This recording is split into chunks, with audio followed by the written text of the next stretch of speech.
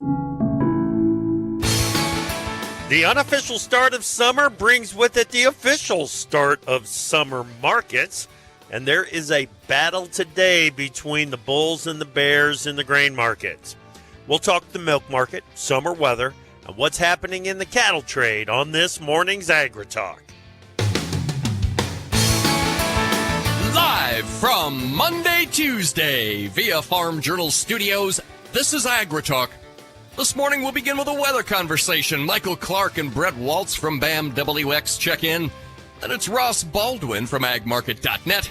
And directly following the news, Karen Bonert from Farm Journal's Milk. I'm handsome newsman Davis Michelson, and now the host of AgriTalk, Chip Laurie. You know, I think you might be onto something there.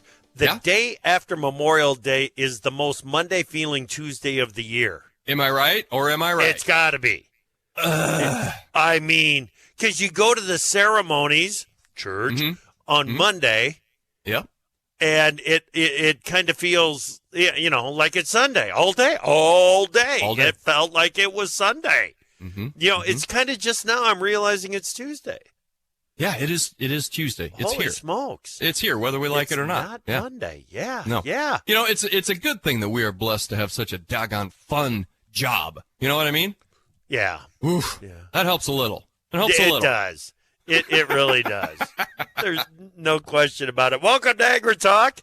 I am Chip. That is Davis, and it is Tuesday, the day after Memorial Day, May 28th, 2024. All right. There were some headlines that came out on Friday that had me a little concerned about the cattle trade. Cattle and feed report we also got, cold storage report we also got, and the cattle market is kind of taking it all in stride. The feeder cattle market is off and running this morning, but we're going to get into a little bit more detail about that. It's the official start of weather of summer markets for the grain markets. We've got soybeans and corn under pressure today while wheat is trading to the upside. So a little bit of a battle between the bulls and the bears in the grains. We're going to get the summer weather outlook from Michael Clark and Bret Walts at BAMWX.com. So Karen's standing by and ready to come in here too. So, what a day. What a morning. We're off and running. Yeah. You know, and at the end of the show, we got to talk more about the weather. We'll talk about the weather with Michael and Bret. But, dude, you had a gnarly weekend. Well, gnarly, that's one way to put it. Yeah. I'll tell you all about it. I can't wait to hear. Very exciting. Can't wait to hear. All right, let's get on to the news. Well, the National Weather Service is expecting widespread strong to severe thunderstorms over much of Texas and southern Oklahoma today, with the potential for significant damaging wind and large hail. An enhanced risk, that's a level 3 out of 5. So an enhanced risk has been issued for central Texas. The threat of excessive rainfall could create localized areas of flash and urban flooding across Texas and southern Oklahoma Tuesday and into Wednesday. Look out, man, Texas. Yeah, well, it's the severe storms are exiting the panhandle of Oklahoma right now. So it's not just central and southwest. Or southeast. I mean, it's up in northwest Oklahoma right now is where those small little pop-up showers are creating some real issues. But there's a big storm system that's in that Dallas area making its way over to Shreveport right now as well. And we've got rain that moved back into northeast Iowa. Again, I don't like to complain about a good thing, but doggone, we're working on the wettest May ever up here. Yes. Over the weekend, powerful storms and tornadoes wreaked havoc across the central U.S., killing at least 15 people in Texas, Oklahoma, Arkansas, and Kentucky. The severe weather injured numerous others, caused widespread power outages, and Chip delayed the Indy 500. The impact on ag, perhaps some more delays for planting, as several dry-out days will be needed, and some replanting. Here we go again. There's that word again. Yeah. We'll cover the weather issues here at the end of the show, buddy. Well, AAA projected nearly 44 million travelers headed 50 miles or more from home during the holiday period, which began on May 23rd. Chip, that's the second highest number of travelers on record. Did you travel at all over the weekend, did you? Only by car. By car, yeah. Well, both the Senate and the House will be on recess this week and will return on June 3rd. Private exporters report sales of 215,000 metric tons of corn for delivery to Mexico, 165,000 for 23-24, and 50,000 metric tons for delivery during the 24-25 marketing year. There's Mexico again. Good thing they're around. Well, with 96% of companies in the S&P 500 having reported first quarter earnings, the index is now on track to grow quarterly profits 6% from a year ago, according to FactSet. That would be the fastest quarterly growth rate since the first quarter of 2022. I'm looking up at my thing here. Yeah, looks like the Dow is a little lower, but the S&P strong, NASDAQ higher as well this morning. Yeah. USDA kept its food inflation forecasts unchanged from April levels, predicting a 2.2% rise for all food, 1.2% for groceries, and 4.2% for restaurant prices in 2024. This is the first time the 2024 forecasts have remained steady in nearly a year. USDA reported total red meat stocks in frozen storage increased 35.2 million pounds during April, but remained 89.7 million pounds below year ago. Beef stocks declined less than average during the month, while pork inventories built more than normal. And finally here, Chip, former President Donald Trump's 2017 tax cuts are set to expire. The estimated cost to extend the cuts is near $4 trillion over 10 years. Now, should the cuts be allowed to expire, increases for taxpayers would tally a $3 trillion tax hike. Many would pay $2,600 to $3,600 more in taxes annually. Chip. These cost estimates on some of these tax moves are ridiculous. Yes. And anyway, we will definitely talk more about that this week. Indeed. All right, let's bring in Karen Bonnet, editor of Farm Journal's Milk. Good morning, Karen. Hello, Chip. So, you look at the Class 3 milk futures between 19 and 20 bucks, and it kind of gives the impression that financial conditions in the dairy markets aren't too bad. But in reality, $20 milk isn't what it used to be, is it? No, Chip, it's not. It's not cutting it anymore. And I don't know if I have the answer on what is that new break even, but it's a heck of a lot more than $20. And honestly, Chip, it really depends on a lot of variables. Do you grow your own feed? Where are you located? But what I know is for our farm, and we ship to a cheese market in Illinois, our net average in 2014, Chip, was over $30. Last year, it was 24, 22. And obviously, our input costs have risen dramatically in the last decade. And so my husband and I are having this conversation. We utilize, like most dairies, DRP, DMC, which last year, yes, was a savings grace for so many producers. But really, should we have to rely on government insurance programs to break even? It's like hoping your house burns down, right? Yep. But use risk management. I will say it's smart, right? Mm-hmm. And so we've talked over and over about additional income lines that help producers to get by. And beef on dairy, it's that winning lottery ticket that we're going to talk about, day after day. And so that's certainly helping us, in addition to help offset that $20 milk, if you will. Yeah. And this is something that we need to talk more about, and we will, Karen, is just kind of the overall financial conditions in this market and the costs that go along with producing milk. Karen, thank you so much. She's got some great perspective on all of this on www.dairyherd.com. Check it out. Karen, we'll talk to you later. All right. Thanks, Chip. You bet. We are talking weather next here on AgriTalk.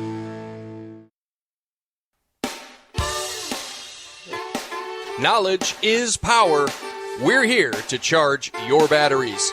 AgriTalk. I don't know if it came through or not, but I don't know what's coming through today. I look up at my computer monitor here. I got Tim Conway playing the harp, Harvey Korman on this enormous recorder, and Carol Burnett at the piano, Vicki Lawrence out there singing. I can only imagine it's a musical masterpiece. Of course, I can't turn on the sound. Right. But it looks phenomenal. I had no idea such talented people. Yes, there you go. Welcome back to AgriTalk. Yeah, I'm nice. Chip. That is Davis. Mm-hmm. Maybe this will get Davis's attention. I'm sure it will. we've got a conversation right now with Michael Clark and Bret Walts at BAMWX.com. Good morning, fellas. It's great to talk with you. Chip, it's been a minute. How are you? Yes, it has, Michael. Hey, Bret. Yeah. Good to talk to you guys. Glad you guys are here. Okay. Yeah. Michael, let's start with you here and give us some perspective on what is happening, what is feeding this string of severe weather that we're dealing with right now. Yeah, it's a great question, and a lot of it's just due to the evolution into the La Nina that's developing. There's a lot of research and the occurrences of severe weather events in years like this being higher than usual. And we have obviously evidently seen an absolutely astronomically high number of severe weather reports over the last month. It's kind of hard to wrap your head around how much there's been, but that has been something that we've kind of anticipated due to the transition into this La Nina in spring. Whenever you kind of see these transitions during this particular time of year, severe weather is amplified quite a bit. Yeah, guys, is there any way to measure how this year stacks up on the severe weather scale? I mean, counting the tornado warnings or something like that? Yeah. So I actually looked at this right before we hopped on. Right now, we have the most reports in May for the United States since 2011, which was one of the most active, I think probably the most active severe weather season on record. So, going back that far, more than 12 years, 13 years, it's the most active that we've been since then. Yeah. And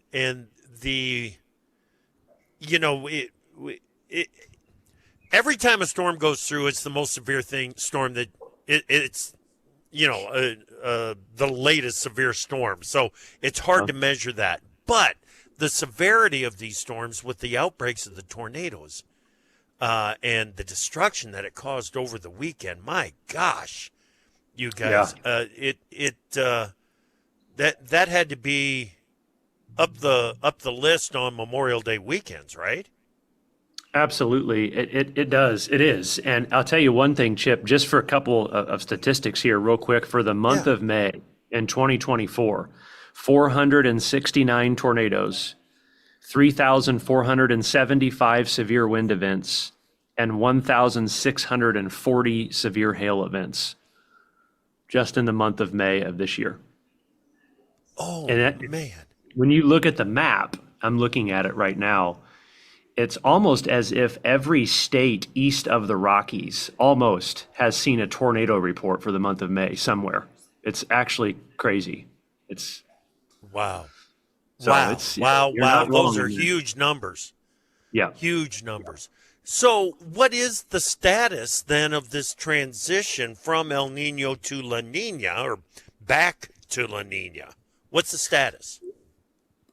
Yeah, I mean, looking at the latest weekly ENSO report, the CPC puts out a weekly ENSO report every week, and they update you on all that stuff. And right now, we're continuing to see a rapid cooling in the equatorial Pacific waters, just the temperature of those waters. When you look at the change over the last 30 days, the equator over towards South America has seen a dramatic cooling going on.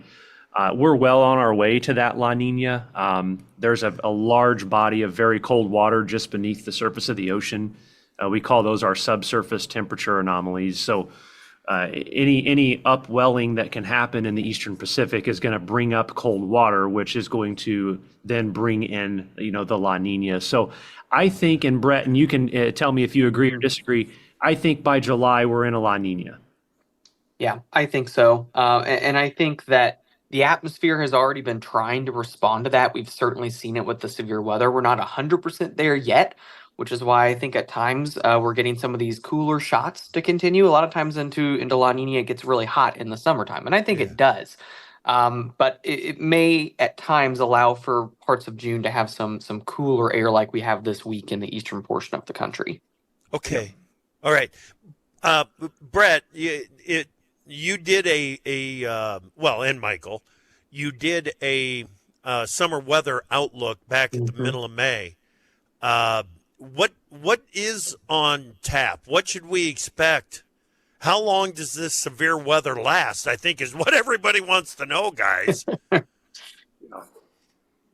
Yeah, and Michael, feel free to chime in too. I think at times, as you get some of this cooler air, at times the first portion of the month, maybe there can be little lulls. But to be completely honest, I think the summer continues to be very active.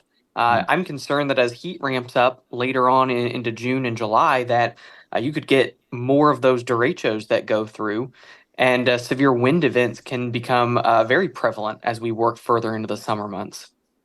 Yeah, we got a taste of that just on Sunday. I mean, we saw that Boeing line of storms moved through and just wreaked havoc across the southeastern portion of the belt there. And that's a taste, in my opinion, of what's to come this summer. Anytime that heat ridge in the south flexes and we get these heat waves, which I think we're going to have a few big ones this year, you're going to have those ridge riding thunderstorm clusters that are absolutely going to be favorable for big wind events.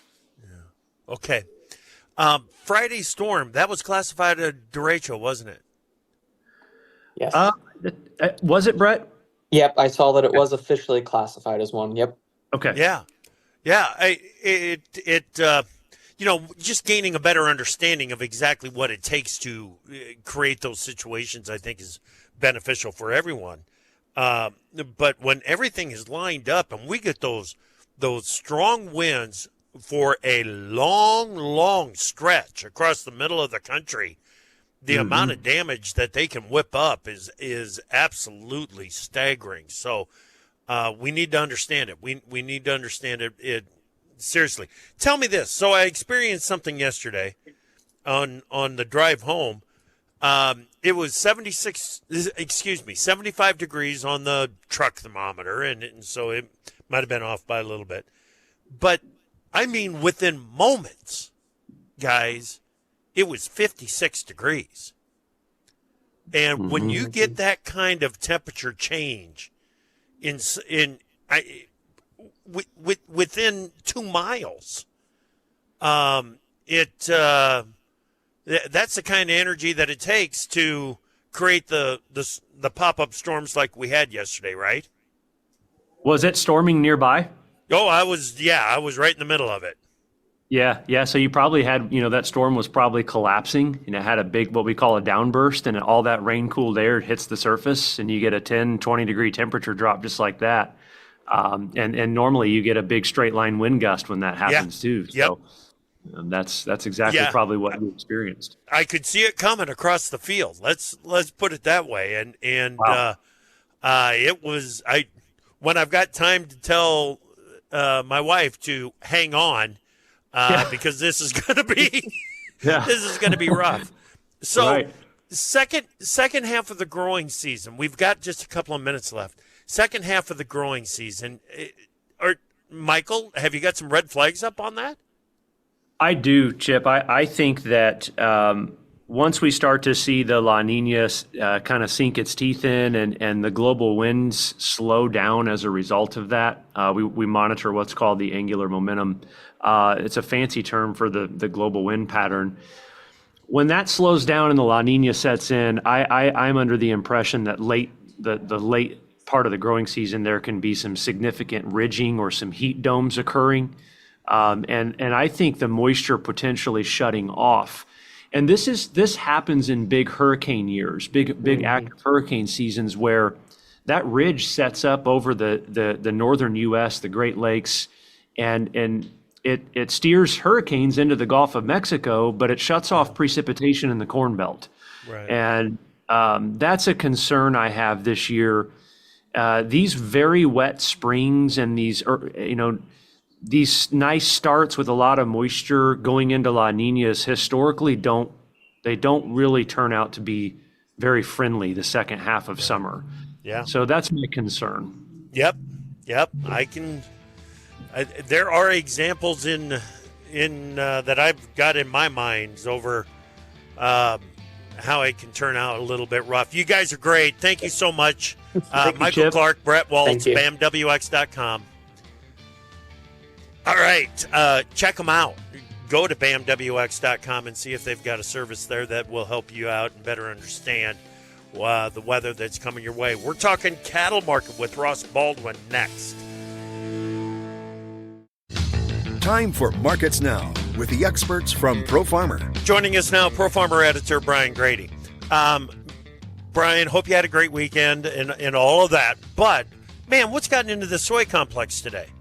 Yeah, it's really facing heavy pressure here, Chip, at mid-morning. Soybeans double-digit losses, approaching that level in the meal market. I mean, it's just a technical breakdown at the moment here. Okay. No real fundamental news that I've seen behind the move, but working on a bearish reversal on the day on the daily charts here. Well, and that's pulling corn lower, right?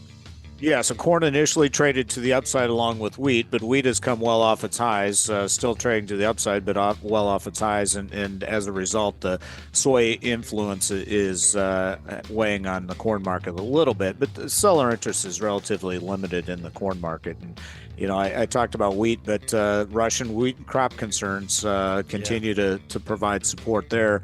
It sounds like Sukave conditions, hot and windy, will move into that region this week and further stress the crop there. Sukave, man, it's been a while since I've heard that one.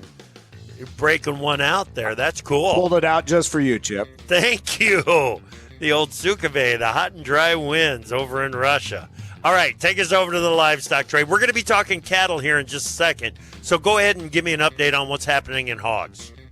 Okay. Moderate losses in most of the hog contracts. Just a continuation of what we've seen. So, continue to just erode the premiums here to the cash market. And cash is kind of stalled out. So, but the futures just can't get out of their own way at the moment. Gotcha. All right. Yeah, live cattle just modestly higher right now. Feeder cattle putting on some sharp gains. We're going to talk more about that in a moment. Thanks, Brian. Pro Farmer editor Brian Grady on Markets Now.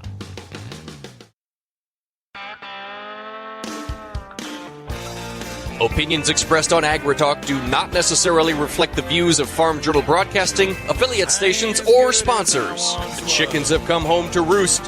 Find out whose fence they're perched on today on AgriTalk. But there was a time back in Welcome back to AgriTalk. I'm Chip.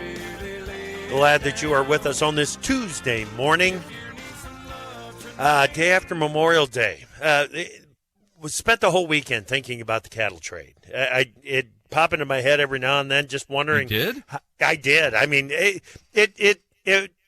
was dealing with some things, Okay. and was things that happened after the close on Friday, and I just kind of wondered, geez, how is the cattle market going to respond? Well, so far so good. Yeah. We'll see. We'll see if that continues or not. We've got Ross Baldwin. Ross is with agmarket.net, and he joins us right now. Ross, how are you doing? It's great to talk with you. I'm doing good, Chip. Thanks for having me today. Yeah, glad you're here. One of the things that we got on Friday after the close was the cattle on feed report, the monthly cattle on feed report. Looked like lined up with trade expectations pretty well, didn't it? Correct. The on-feed report, it came in fairly close with what the expectations were. So the on-feed was 99.1, the guess was 99.1, placements was 94.2 versus 93.3 was the guess. And the marketing's number came in a little bit above the guesses at 110.1 versus the guesses at 109.5. So by all rights, if you just look at the report just based on the face value of it, and you can say it was neutral, as it was in line with the expectations. But in the big picture, in my eyes, it's a bullish report, because this is the first cattle on feed report that we've seen the on feed numbers drop in 8 months. You had to go back to the September report where we saw the on feed come in and below 100% versus below a year ago numbers. So it really sets the stage in my eyes, as we're really going to start working into tighter numbers. And so the fact that we've started getting this ball rolling on tighter numbers, and you've seen what the placements are doing, and I look for those numbers to continue getting tighter. And so it's bullish for the cattle market. Okay. All right. Yeah. That total inventory it is a bit of a deceiving number because we've been talking about how tight cattle supplies are. Yet for 8 months, from September through April 1, we were dealing with increasing numbers in the feedlot. Now, and that's just because our numbers were so low a year ago. Correct. Right? Correct. When these the way these reports are structured is the benchmark is versus a year ago, and that's another interesting thing for this report is last year's numbers were low in this report. On feed was below 100, placements were below 100. So the fact that we even came in still below 100, that was below last year's numbers. So just as you're saying, when you're comparing to a year ago type numbers, and last year was low, that's where it gets tough to sometimes to really be below 100%.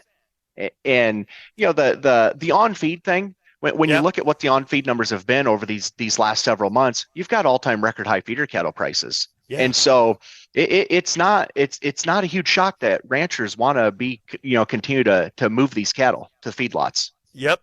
Well, and not just the feeder cattle market, there's some disparity between what's happening in the cash fed cattle market versus live cattle futures.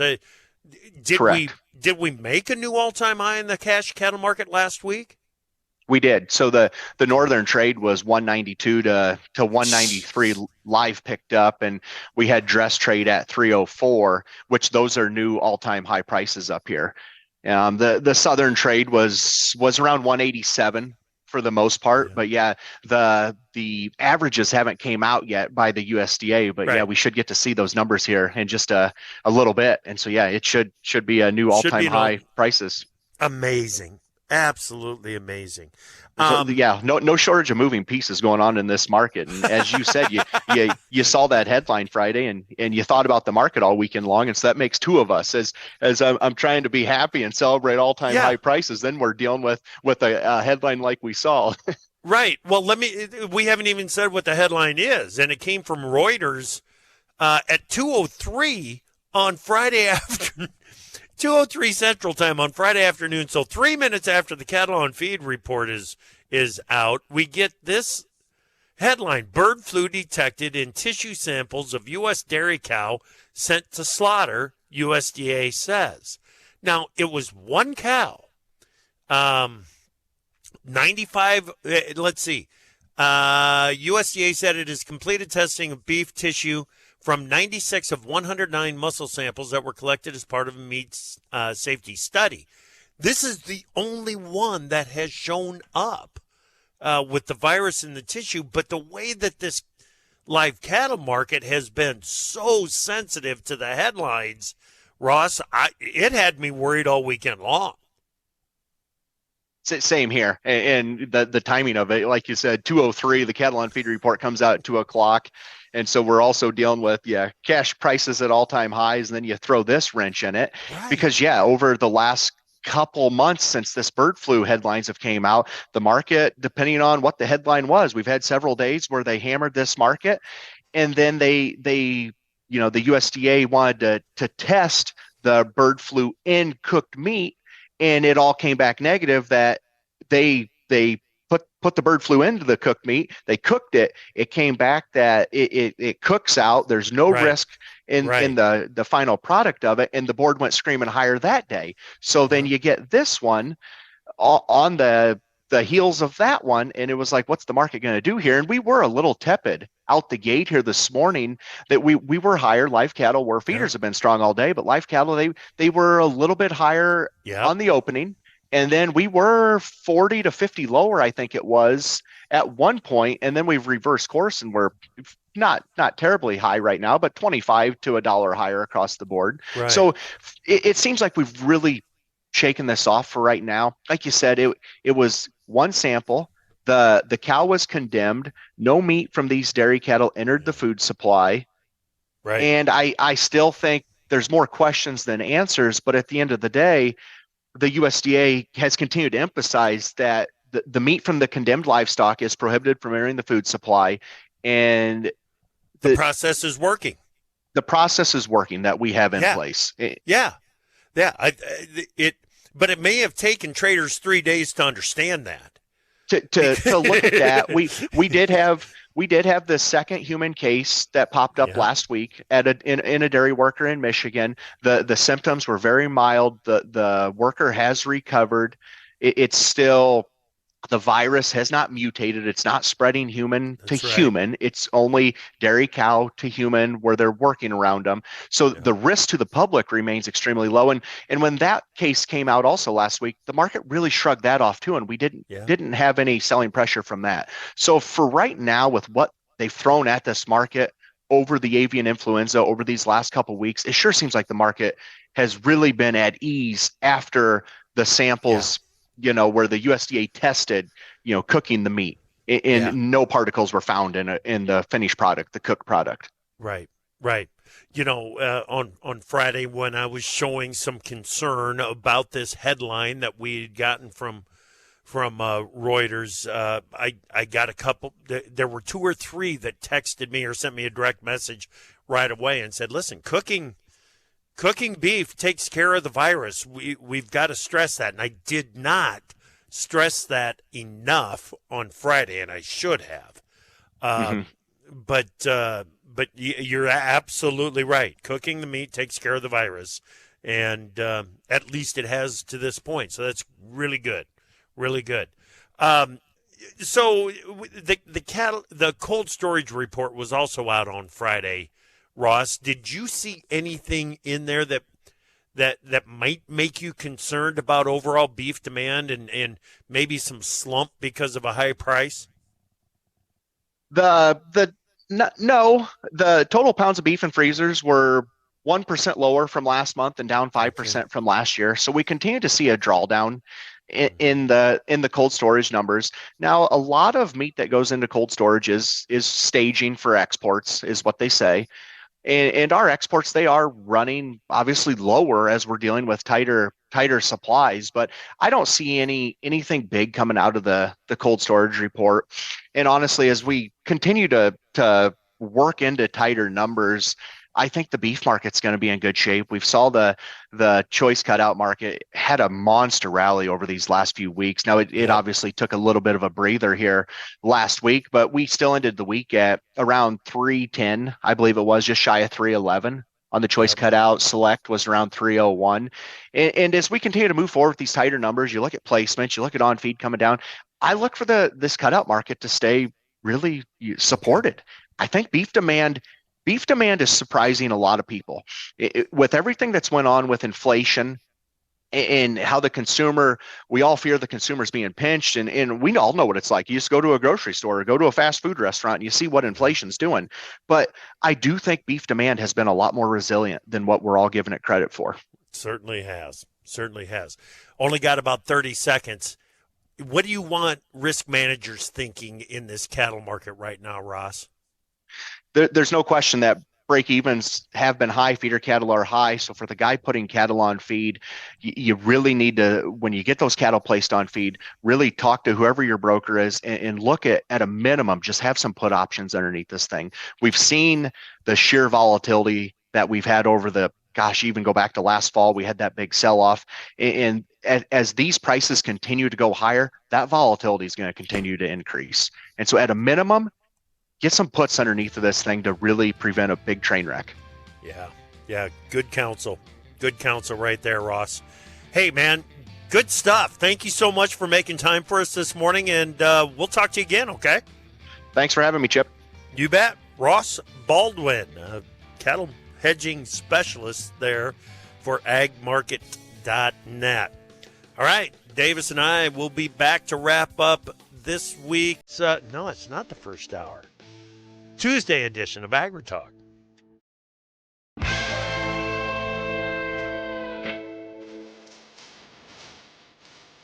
We've cleared the schedule for you. Give us a call at 855-482-5524 and join the conversation. Welcome back to AgriTalk, everybody, on a lovely Tuesday morning. 76 degrees and sunny here in the city of Fountains. Chip, what's your local report there? That is gorgeous, is what I'm saying to that. Yeah. Because we are 62 degrees and rainy. Okay. 62 and rainy. Yeah. Yeah. I mean, it's not raining at this moment, but it's going to be again soon. Well, no, that's no kind of attitude to have, is Dude, it? It's reality. It is reality right now. You're just looking for time to stay inside and work on your novel, aren't you? Right. Uh-huh. Yeah, reading. I see you. Yeah. Reading my novel.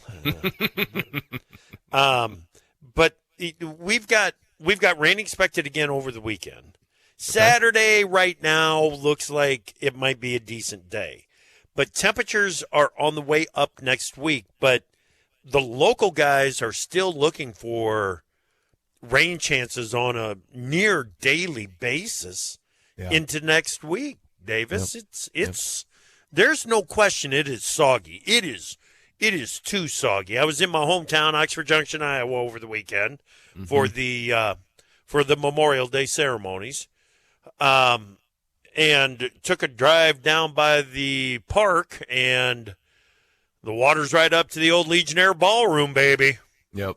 It's the Wapsipinicon River has flooded again. Man. It's pretty gnarly, and I drove over the not exactly the headwaters of the Wapsi on Friday. Okay. But 120 miles north of where I saw it over the weekend, and bank full and taking on plenty of water. Yeah. Up north too. So that Wapsi is going to be a problem for a couple of days, but it's just the local guys up here at KWWL weather last night reported that we were less than an inch. I shouldn't say less than an inch, about an inch away from the wettest May on record. Oh, is that right? We are already the second wettest May on record. With rain so that's in the like forecast. 130 some years. Yeah. Wow. Another huge problem that impacted me directly over the weekend. Yeah. Wind, hail, rain. Okay. There's plenty of that around, but let's not forget they were talking about on Friday. The Friday morning winds was classified as a derecho, and from the map that I saw, the derecho area went for like 600 and some miles. Yes. Like right. from Nebraska to Illinois. Yeah. We had you and me are between those 2 points. Yes. Yeah. Over the weekend on Friday night, I was supposed to have a gig. It was canceled, which is fine. I play too many anyway. I need to slow down a little bit. About midnight, I'm sitting home thinking, what am I going to do with this holiday weekend? This is going to be great. Power goes out just before midnight Friday night. Wow. The wife had gone up north to see the family. They had a graduation party, and I said, I'll stay here. I got a thing going. I got all sorts of stuff to do. You go ahead. Yeah. So here I sit with the dog and no lights. And no lights. No power. And no power. Still had water and hot water. But the power didn't come back on. Boy, that ain't living on the farm. No. This is town living, Oh, jeez. Yeah, we like it fancy. A lot of fancy stuff here. Power came back on last night right at midnight. So basically, for the entire weekend, I got to camp in my own home here in the city. Wow. It's wonderful. Yeah. Well, yeah. If that's definitely, what do they call it now? Glamping? Glamorous camping? Well, and here's the thing. For those of you folks who aren't really interested in having a generator or maybe don't have one, there are solar devices out there. I utilized one and hard tested it.